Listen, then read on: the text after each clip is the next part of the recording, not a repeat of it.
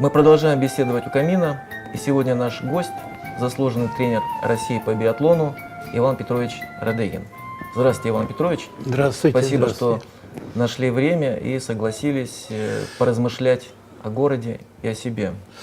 Для хорошего дела каждый гражданин города обязан находить время для таких бесед. Спасибо, что наш проект вы причислили к разряду хороших дел. Иван Петрович, вы коренной кирово-чепчанин. Правда, появились на 20 лет раньше образования города. В различных источниках указываются разные места вашего рождения. Где-то говорится о деревне Малые Пигали, да. где-то говорится о деревне Волма. Можете прояснить ситуацию все-таки, откуда ваши корни? Родился я в деревне действительно Малые Пигали. Это в 2 километрах от села Волма. Село Волма – это было центральное село, где стоял каменный храм. Ну и в приходе было где-то порядка 20 деревень. А ведь раньше ставился храм при условии, что в приходе 6 тысяч душ. Так что село было большое, и округа была большая. Очень много известных людей не только в Советском Союзе, но и в мире вышли из этого округа. Село – это Кирово-Чепецкий район. Это буквально в 20 километрах от Кирово-Чепецка. Хорошо. Спасибо, что прояснили. Сейчас имеем представление, откуда вы родом. Вы являетесь отцом биатлона в Кировской области. Ну, нельзя сказать отцом, но одним из отцов. Хорошо. Одним из отцов, потому что матерью в те годы у нас у всех была советская сторона. Тем не менее, 1962 год вы являетесь тренером по лыжным гонкам. В 1963 году вы начинаете тренировать и гонщиков, и биатлонистов. Бегающих стрелков. В 1964 году проходят первые уже соревнования по биатлону. В 1977 году, в 37 лет, вы уже становитесь заслуженным тренером России по биатлону. Причем приводятся данные, что вы стали первым заслуженным тренером России по биатлону в Минатоме. Вот для молодого поколения можете прояснить, что такое первый тренер в Минатоме и какая связь между Министерством атомной промышленности, спортом, заслуженным тренером России? Потому что наверняка современные молодые люди даже не предполагают, что спортсмены из таких городков, как Кирово-Чепецк, выступая на соревнованиях, представлялись как спортсмен такой-то, почтовый ящик номер такой-то, либо коллектив номер такой-то. Вот поделитесь, что такое первый тренер в Минатоме? Дело в том, что Кирово-Чепецк, где я живу уже 65 лет, это единственный город в мире по некоторым показателям. Да-да, я не оговорился, единственный в мире город. Ну, факты говорят за себя. Первый факт. 7 героев Советского Союза и России жили в городе. Многие родились. Последний герой Сергей Ожегов, это бывший наш спортсмен, который воспитался и вырос полностью здесь. Ни много ни мало, 53, повторяю, 53 лауреата ленинских и государственных премий. Многие регионы такого количества не имеют. 53.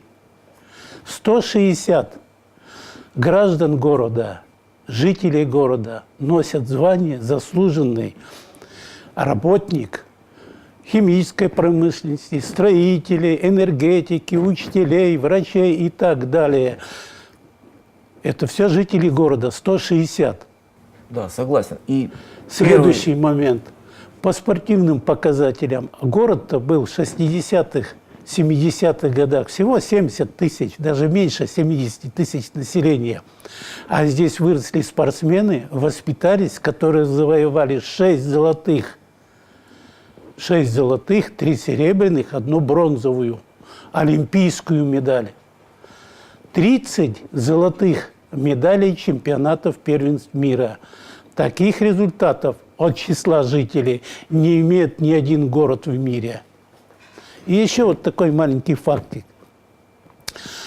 24 выпускника спортивных из Кирово-Чепецка получили звание «Заслуженный тренер Советского Союза, России и зарубежных стран». 24 И из тем не зарубежных менее, стран. первый заслуженный тренер по биатлону в Минатоме Иван Петрович Радыгин. Вот Ну, я первый расскажите, не что, только по биатлону. что такое первый заслуженный тренер России Ведь в Минатоме? Какая связь между Я говорю, Минатомом я и... первый в городе вообще заслуженный тренер, а не только по биатлону. Я считаю, что это заслуга руководства нашего города, которое шло навстречу мне, руководство завода.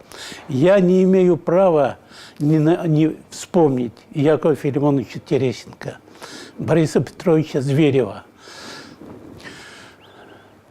Виктора Ульяновича Ячника, Николая Петровича Медведева, Евгения Ивановича Романова, Юрия Васильевича Шонина, Николая Васильевича Федоровича Амосова и многих-многих других. Хорошо, в общем, связь спорта, заслуженный тренер и Минатом – это связь благодаря тому, что город появился в результате строительства химического завода. Да. Хорошо, Иван Петрович, 40 лет своей жизни вы отдали тренерской работе. В 1990 году вы даже были признаны лучшим тренером Советского Союза. Да, имеется такой документ. Вами подготовлено около 30 Нет, 36. 36 мастеров Да, спорта, допустим, вот Саша... около 30 призеров первенств мира, Европы, Советского Союза, 15 членов сборной команды страны, ну и, конечно же, двукратный олимпийский чемпион Иван Бяков. Вот получается 40 лет вашей тренерской работы. И 36 мастеров спорта. В среднем, получается, в год вы выдавали по одному мастеру спорта, условно.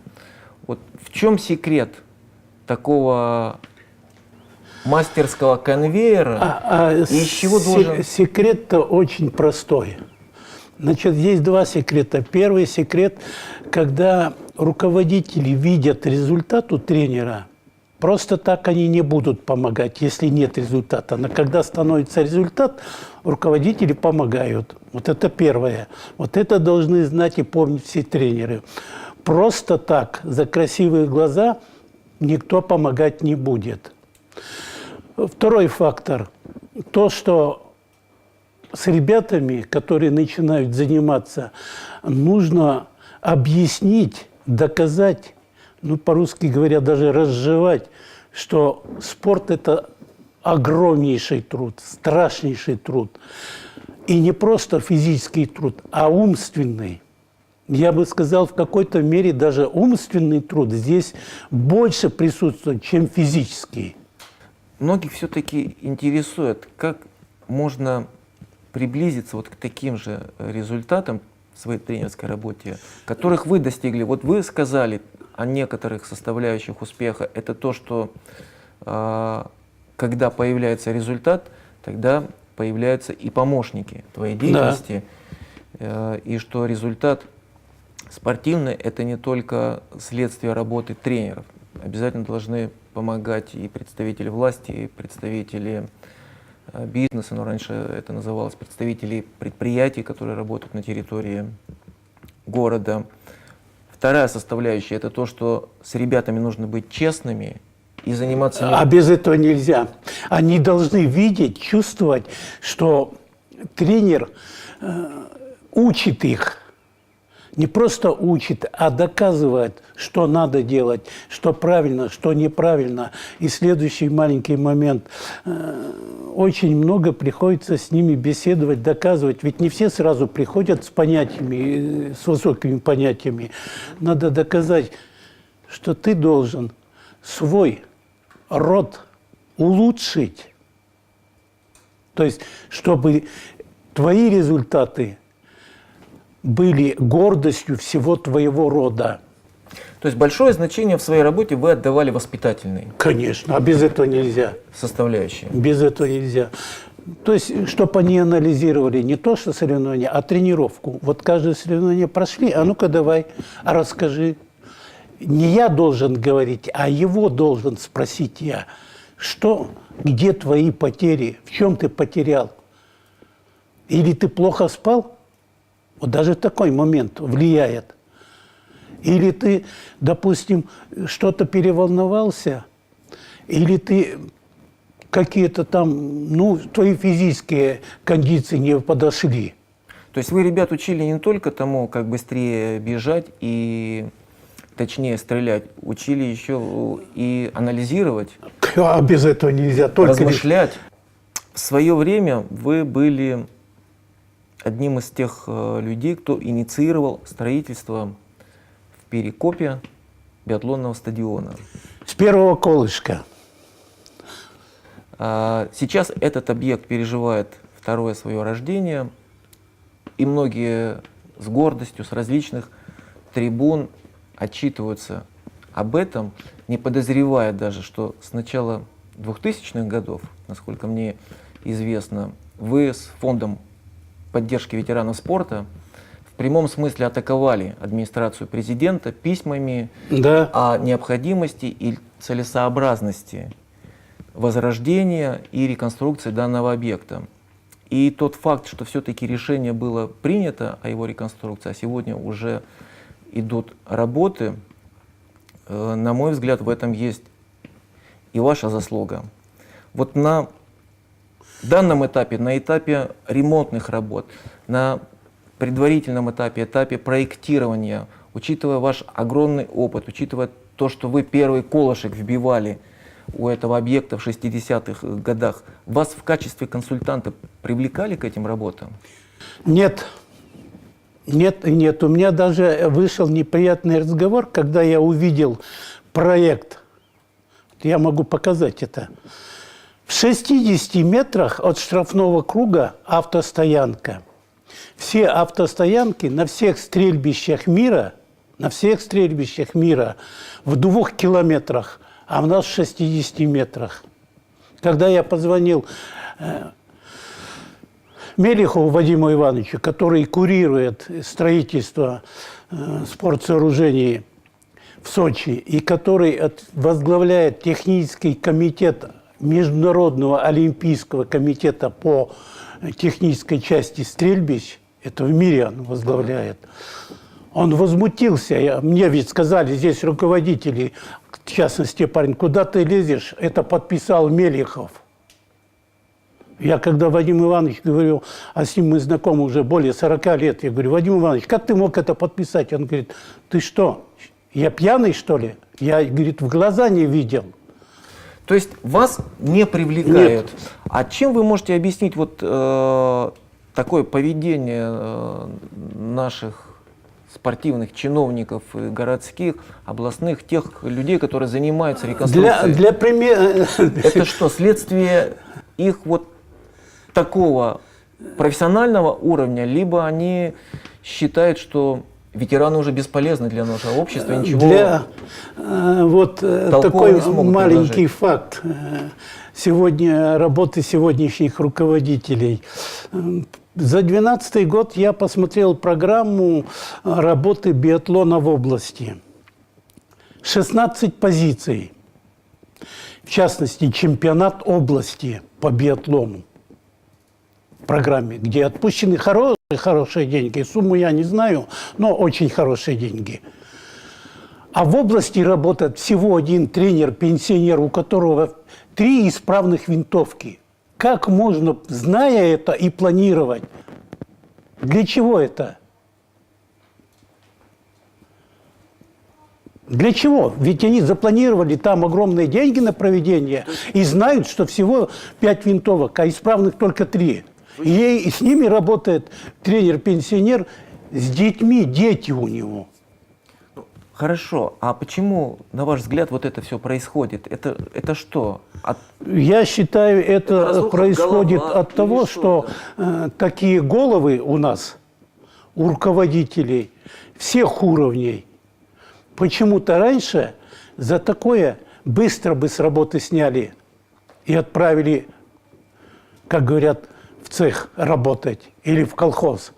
И вот этот же Опарин, ведь мы 2 года просим его, организуй, мы в школы придем, ветераны, побеседуем о значении спорта, физкультуры.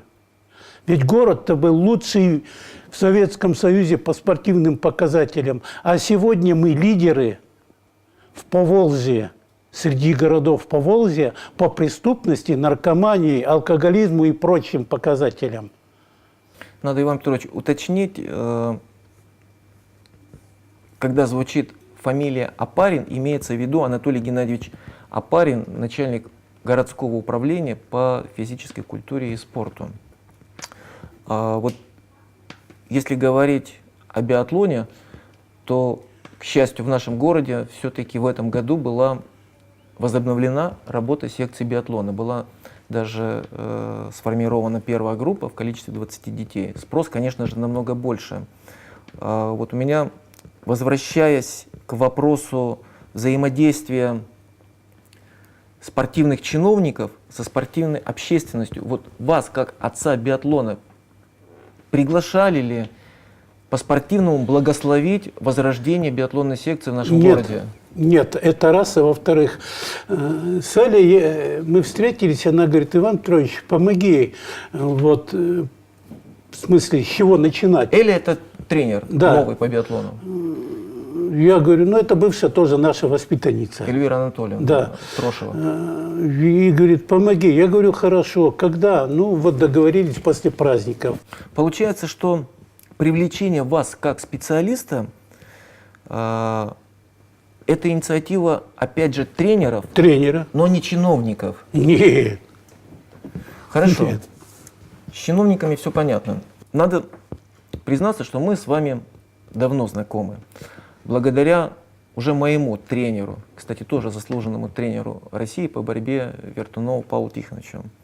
Кстати, Андрей, а я ведь помню, ты ведь начинал заниматься биатлоном, ходил Да, год я примерно. 2 года занимался биатлоном у Виктора Калугина, да, который сейчас проживает в городе Набережные Челны. Да, И я когда боролся, когда мы ездили на соревнования в Набережные Челны, мы с ним старались каждый раз встретиться. Я ездил однажды, был, да, так вот, с ним. Иван Петрович, и за время нашего знакомства я обратил внимание, и вы сегодня это подтвердили в своем рассказе, что вы на самом деле не только и не столько учили ребят быстрее бежать и точнее стрелять. Да, вы много времени уделяли интеллектуально-нравственной подготовке своих воспитанников. Без интеллектуальной, так сказать, интеллектуального развития спортсмен не состоится. В одном из интервью вы как-то сказали, без интеллекта в спорте делать нечего. Нечего. Вот в связи с этим можно ли сделать вывод, что от образа мыслей у спортсмена зависит уровень его спортивного мастерства? Это 100% взаимосвязано. Наш город Кирово-Чепецк, заслуженно называют городом спортивной славы. Да. Именно так называется книга, к выходу в свет, к которой вы приложили свою руку. В этой книге приводятся факты выдающихся спортивных достижений жителей нашего города, спортсменов, профессиональных спортсменов и физкультурников. Вот на ваш взгляд, что или, может быть, кто был источником вот такого спортивного феномена, и сможет ли наш город в ближайшие 50 лет приблизиться к подобным спортивным результатам? Кстати, в городе было ни много ни мало 12 тысяч пар лыж в прокате, в бесплатном. 4 тысячи было только на заводе. На ТЭЦ, на игрушки, на стройке, на всех фабриках, даже в детских садах, не говоря уже о школах, были в прокате лыжи. Бесплатно. Первая прокатная база пластиковых лыж появилась у нас в Кирово-Чепецке в 1972 году. Первая в области, имеется в виду. В России, В в России? Советском Союзе. В прокате пластиковые лыжи. Кирово-Чепецкий. Да, 300 пар. И эти пары мне помог Михаил Михаилович Гурьянов, царство ему небесное. Это бывший директор лыжного комбината. А мы испытывали лыжи эти, пластиковые. И очень много ему предложили. Вот до сих пор жив-здоров Самара, Соболев, вот у нас в городе, которые работали с пластиком в 200-м цехе. Вот они, через них мы научились клеить на пластик. Ведь не было клея, приклеить пластик. То есть вот эта связь нам и помогла 300 пар первых купить. Когда я принес счет Якову Филимоновичу, он даже перезвонил. Правда ли? То есть вот такое большое количество лыж, это говорит о чем? О массовости. О массовости. То есть народ был весь на свежем воздухе. То есть для того, чтобы... Весь двигался. Так вот, когда сделали «Лыжня зовет», то есть был конкурс в Союзе, и когда Кирово-Чепец отправил отчет, то оказалось по отчету более 70% жителей города постоянно ходят на лыжах. Более 70% жителей города. Таких показателей ни у кого не было в Советском Союзе. То есть залогом высоких спортивных результатов является массовость Только массовость. занятий физической культурой. То есть вот эти руководители цехов, руководители и города, они через свою, так сказать, спину все это прошли. Через соль на спине. Хорошо, а вот если все-таки прогнозировать, я имею в виду город наш, город спортивной славы, сможем еще в истории в своей приблизиться к подобным результатам? И что необходимо для этого сделать? Какие В течение условия 30 создать? лет нет. Стопроцентная гарантия нет. А какие условия необходимо в городе создать, А чтобы дальше вряд ли мы могли тоже. приблизиться? Ну, во-первых, сейчас никто не сделает прокат бесплатный. Это первое. А только через массовость, через сознание массовости можно каких-то результатов достигнуть. Сейчас никто не хочет делать хоккейные коробки в городе. Ведь почему у нас такой мощный хоккей? 4 золотых олимпийских медалей, 3 медали серебряных. 21 золотая медаль у хоккеистов чемпионатов мира и первенств мира. 51 игрок, вернее, воспитанник играл в высшей лиге. Может быть, не хотят... А почему сейчас нет? И не будет. И не будет. Почему? Потому что нет профессиональной подготовки у начинающих. Профессиональная подготовка должна быть не только на высоком уровне у разрядников, мастеров, но профессиональная подготовка должна быть и вот и на этом начинающем периоде времени. Почему? Потому что умение стоять на коньках, умение набирать скорость, умение останавливаться. Этому он учит в массовом катании. Вот есть такой у нас в Москве, сейчас он живет, Гера Журавлев, тренер, мой приятель. Он говорит, мы, говорит, не набирали в группы хоккеистов-то, начинающих. Мы отбирали, мы выбирали. Я, говорит, приходил на хоккейную-то коробку и смотрел, кто как катается, подзывал. Ты занимаешься ли? Кто-то говорил, да. У кого? Ну, я сразу молчал. А кто-то говорил, нет, не занимайся. Хочешь? Хочу. И у детей, и у их родителей было желание, чтобы они занимались спортом. Да. А сейчас это желание есть в людях? Есть, конечно. Желание есть, и возможностей нет. То есть нет условий для того, чтобы они могли этим заниматься? После открытия дворца, Ледового дворца... Олимп-арена, который... Да. Это в 2010 году, как сейчас помню, по-моему, 22 октября я пошел. посмотреть. Ну, когда было, мне дали, Дима Дмитриев дал пригласительный, я там посмотрел открытие и все. А ведь по залам тут не походишь. Думаю, дай-ка я на другой день схожу, посмотрю. Подхожу, стоят 4 пацана, лет по 9, с клюшками и с коньками. И с ними и старик. И плачут. Все 5. Я подумал, кто-то их наколотил, обидел или еще что. Подхожу, я говорю, а что случилось-то? Что? Старик отвечает. Вот детям, говорит, покататься час, 200 рублей надо заплатить. Это ведь было. 200 рублей ребенку покататься. И это был год ребенка. Это только тупые руководители так могут сделать. Ненавистные людей. То есть сегодня основная проблема, на ваш взгляд, проблема, И которая... обожди минутку, и еще вот дальше. И вот, видимо, пацан, который пришел с дедом, дед, дай деньги. Он говорит, зачем? Дед, дай. Ну, дед отдает ему 100 рублей. А тот берет 100 рублей и отдает другу, хоть один, чтоб покатался. И этот друг в надрыв заплакал, оттолкнул руку. Это было великое преступление правителей, когда слезы детей так льются. То есть сегодня основная, на ваш взгляд, проблема в развитии спорта – это доступность. Да, конечно, доступность. Надеюсь, что те, Только доступность. те руководители, от которых зависит решение этой проблемы, они вас услышат.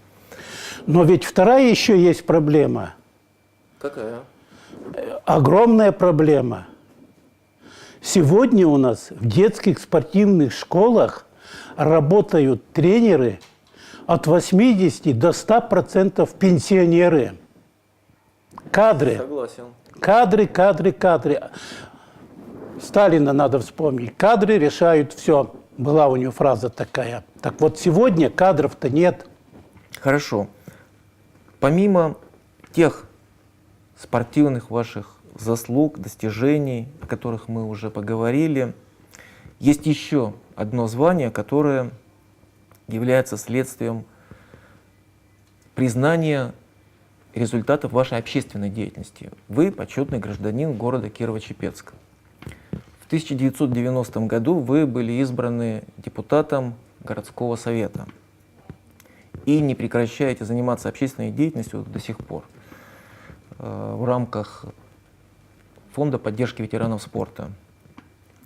Вот будучи в 90-е годы в представительном органе власти города, в городском совете,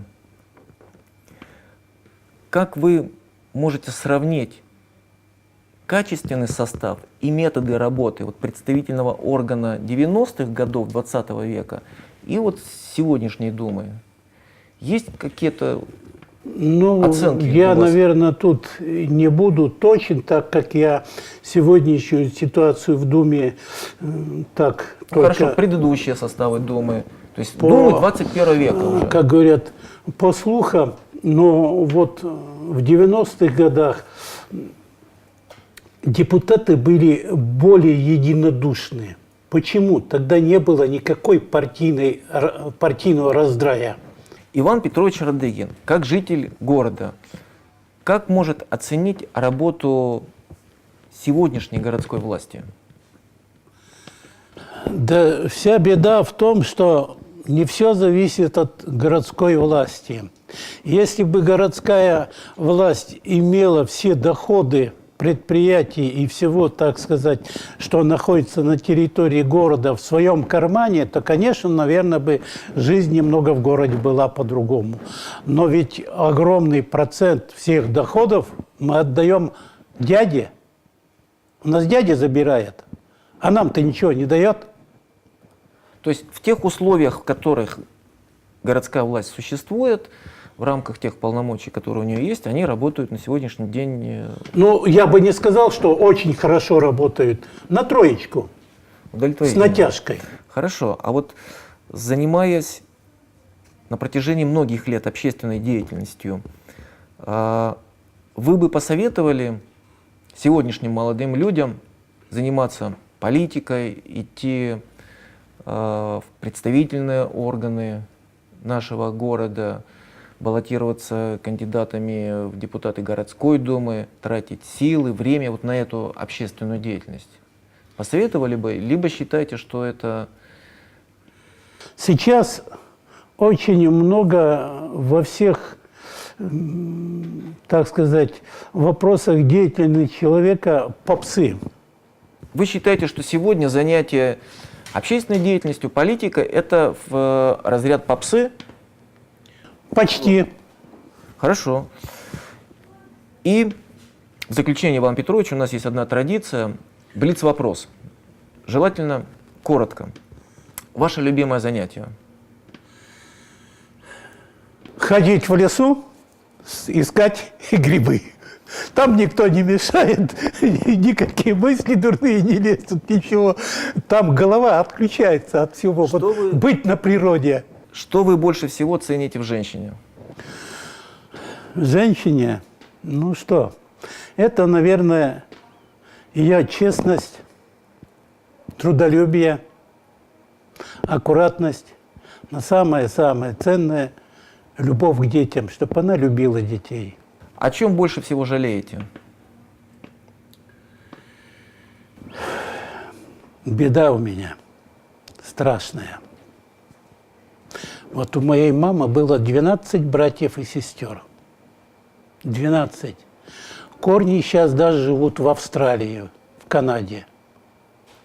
У нее 2 брата и 2 сестры были специалистами крупными по выделке шкур. Ну, это до 40-го года. Жили в Монголии, через Монголию как специалисты перебрались в Австралию. Ну и пошли корни и так далее. Это 12. У отца было 6 братьев-сестер. А у меня 1 сын, он погиб. И дочь. Как бы вы сформулировали свой жизненный девиз? Не сдаваться в любых ситуациях. Это был Иван Петрович Радыгин и его размышления о городе и о себе. Удачи вам. Спасибо, Спасибо. Иван Петрович. Спасибо.